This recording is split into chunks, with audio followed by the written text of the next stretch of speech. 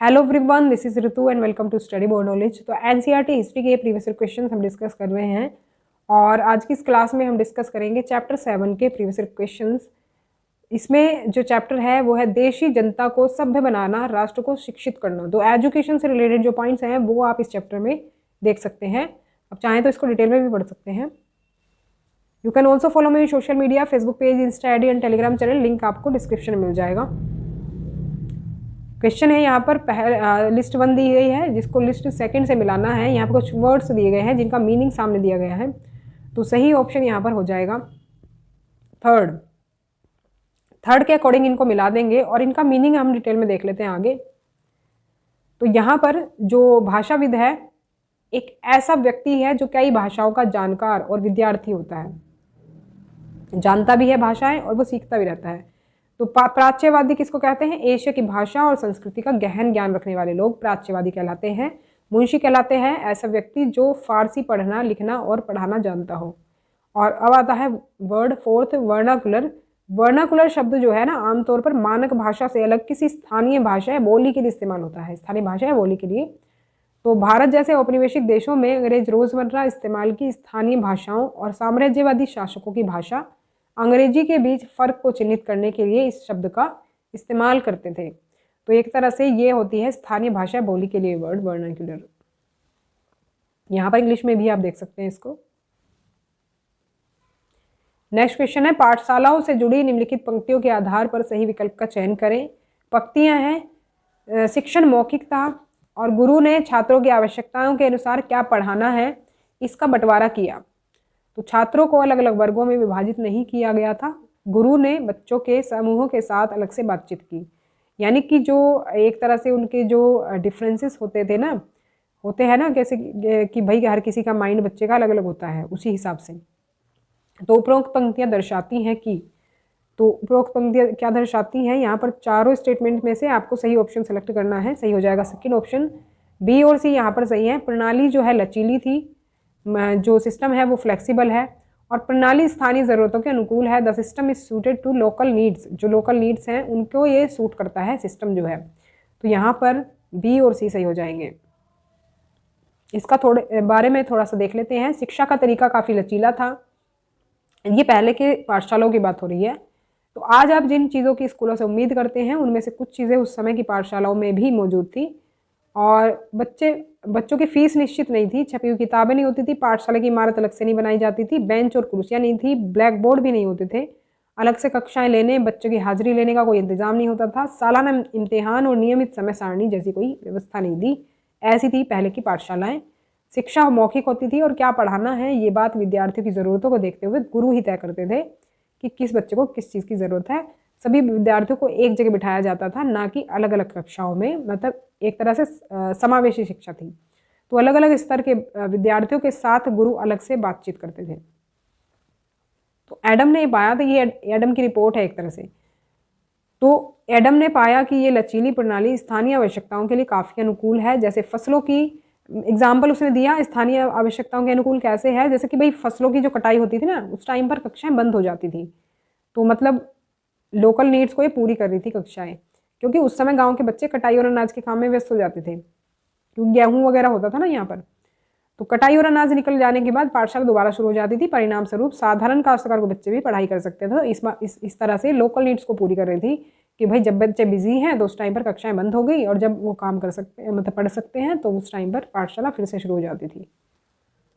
औपनिवेशिक शिक्षा पर गांधी जी के विचारों के संबंध में कौन सा कथन गलत है? यहाँ पर सही ऑप्शन यहाँ पर हो जाएगा 4th, अंग्रेजी शिक्षा ने पढ़ने और लिखने की अपेक्षा मौखिक ज्ञान पर बल दिया।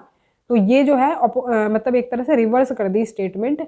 मौखिक ज्ञान पर बल नहीं दिया इन्होंने, बल्कि अंग्रेजी शिक्षा ने पढ़ने और लिखने पर ही बल दिया। महात्मा गांधी ने शिक्षा में शिल्प सीखने पर जोर दिया, क्योंकि लर्निंग ऑफ क्राफ्ट्स। तो यहाँ पर सही ऑप्शन हो जाएगा 4th, सी और डी सही है। ये गतिविधियों को समझने के लिए दिमाग और क्षमता विकसित करेगा और इससे गरिमा और आत्मसम्मान को बढ़ावा मिलेगा। तो यहाँ पर गांधी जी के जो शिक्षा से संबंधित विचार थे उनको थोड़ा जान लेते हैं। जो औपनिवेशिक शिक्षा थी, यानी कि जो अंग्रेज यहाँ पर एजुकेशन सिस्टम लेकर के आए थे, उसके ये थोड़ा सा खिलाफ थे। तो महात्मा गांधी ने कहा कि औपनिवेशिक शिक्षा ने भारतीयों के मस्तिष्क में हीनता का बोध पैदा कर दिया है। इसके प्रभाव में आकर यहाँ के लोग पश्चिमी सभ्यता को श्रेष्ठतर मानने लगे हैं और अपनी संस्कृति के प्रति उनका गौरव भाव नष्ट हो गया है। यानी कि अपना जो कल्चर है ना, उसको वो इम्पोर्टेंस नहीं दे रहे हैं जितना ये जो एक तरह से वेस्टर्न कल्चर है उसको इम्पोर्टेंस दे रहे हैं। उन्होंने कहा कि शिक्षा में विष भरा है, पापपूर्ण है, इसने जो है ना भारतीयों को दास बना दिया है, इसने लोगों पर काफ़ी प्रभाव डाला है। गांधी जी मानते थे कि शिक्षा केवल भारतीय भाषाओं में ही दी जानी चाहिए और अंग्रेजी में दी जा रही जो शिक्षा है भारतीयों को अपाहिज बना देती है। उसने उन्हें अपने सामाजिक परिवेश से काट दिया है, मतलब जो अंग्रेजी में शिक्षा दी जा रही है, और उन्हें अपने ही भूमि पर अजनबी बना दिया है। यानी कि जो अपना कल्चर है वो भूलते जा रहे हैं, दूसरा कल्चर अपना रहे हैं, जिससे वो क्या हो गए, अपनी भूमि पर अजनबी हो गए हैं। उनकी राय में विदेशी भाषा बोलने वाले या फिर स्थानीय संस्कृति से घृणा करने वाले अंग्रेजी शिक्षित भारतीय अपनी जनता से जुड़ने के तौर तरीके भूल चुके थे। इनका कहने का मतलब, अगर आप इंग्लिश वगैरह बोलते हैं या फिर इंग्लिश आपने पढ़ी है तो आप एक तरह से क्या है ना, अपनी जो जनता है उससे आप कनेक्ट नहीं कर पा रहे हैं, वो तौर तरीके आप भूल रहे हैं। तो गांधी जी का कहना था कि पश्चिमी शिक्षा मौखिक ज्ञान की बजाय केवल पढ़ने और लिखने पर ही केंद्रित है, मतलब मौखिक ज्ञान नहीं है उसमें जो बोल करके कुछ सिखाया जाए। उसमें केवल पाठ्य पुस्तकों पर, मतलब उसमें पाठ्य पुस्तक पर तो जोर दिया जाता है लेकिन जीवन अनुभव और व्यावहारिक ज्ञान की उपेक्षा की जाती है। सिर्फ पाठ्य पुस्तकों पर ज्ञान आधारित है। अंग्रेजी शिक्षा में जीवन अनुभव जो है भाई, लाइफ से जुड़े जो एक्सपीरियंसेस हैं या फिर प्रैक्टिकल नॉलेज है वो उसमें नहीं दी जाती। उनकी राय में पढ़ने और लिखने की क्षमता पा लेना ही शिक्षा नहीं है कि भाई तुम पढ़ना लिखना जान गए यानी साक्षर तुम हो गए, वही शिक्षा नहीं है। शिक्षा और भी कुछ है। इसके लिए तो लोगों को हाथ से काम करना पड़ता है, हुनर सीखने पड़ते हैं, जानना पड़ता है विभिन्न चीज़ें किस तरह काम करती हैं। ये इनका मानना था गांधी जी का। तो इससे उनका मस्तिष्क और समझने की क्षमता दोनों विकसित होंगे। ये नहीं कि भाई टेक्स्ट बुक पर आधारित जो है एजुकेशन हम देते रहे बच्चों को, प्रैक्टिकली उनको कुछ ना सिखाएं, हुनर कुछ ना सिखाएं और ये ना बताएं कि चीज़ें कैसे काम करती हैं। तो ये अगर सिखाते हैं तो उससे उनका जो दिमाग है और जो समझने की जो एबिलिटी है वो सभी डेवलप होता है, यानी ओवरऑल डेवलपमेंट होता है। तो ऐसा मानना था गांधी जी का। नेक्स्ट क्वेश्चन देख लेते हैं। ईसाई मिशनरियों ने अपने स्कूल के माध्यम से डैश में कामयाबी हासिल करी।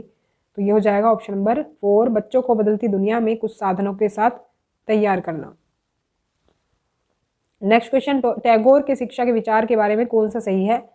तो सही ऑप्शन यहाँ पर हो जाएगा फर्स्ट ए और बी। प्राकृतिक वातावरण में रचनात्मक शिक्षा और कला, संगीत और नृत्य पर जोर इन्होंने दिया। तो पहला और दूसरा स्टेटमेंट सही है।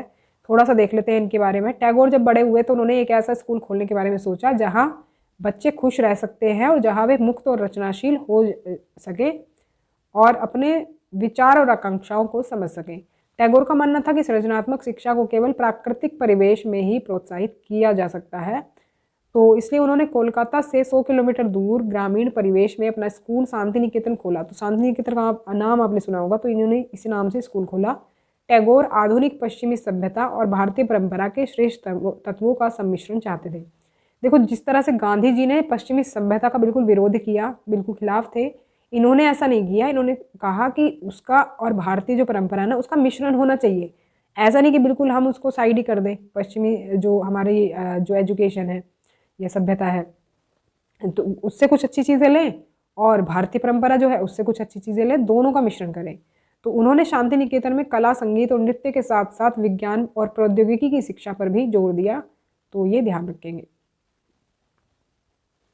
तो ये थी हमारी आज की क्लास। वीडियो पसंद आई हो तो लाइक करें, शेयर करें और सब्सक्राइब कर लें चैनल को, जिससे कि आपको आगे नोटिफिकेशन भी मिलते रहें। तो मिलते हैं नेक्स्ट क्लास में नेक्स्ट चैप्टर के साथ। तब तक के लिए stay connected and keep watching study more knowledge. Thanks for watching.